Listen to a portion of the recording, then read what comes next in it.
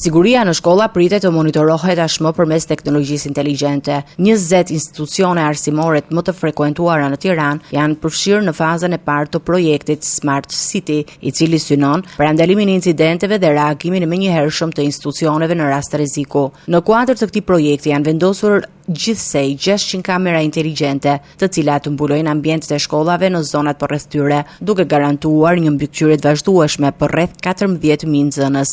Sistemi funksionon përmes analizës në kohë reale të pamjeve, duke identifikuar situata të dyshimta apo potencial rreziku. Në momentin që evidentohen ngjarje që kërkojnë ndërhyrje, platforma gjeneron automatikisht sinjalizime për strukturat përgjegjëse, me synim që reagimi të vijë përpara se incidentet të përshkallëzohen. Qendrën e komandës dhe kontrollit të projektit e inspektoi kryeministri Edi Rama, i shoqëruar nga ministri i Brendshëm dhe ministri i Arsimit, ku njoh nga afër me mënyrën e funksionimit të sistemit dhe monitorimin të rrjetit të kamerave. Gjatë fjalës së tij, Rama i lidhi këtë investim me ngjarjen tragjike që tronditi opinionin publik pas vrasjes së 14 vjeçarit Martin Cani pranë shkollës Fanoli në Tiranë. Nëse një fik del nga xhepi në cilin do vend publik, jo vetëm në shkolla, po dhe në rrugë, sistemi jep me njëherë informacion në qendrën e monitorimit. Mund të jetë krejtësisht e parezikshme, po mund të jetë dhe rrezikshme. Nëse një person në kërkim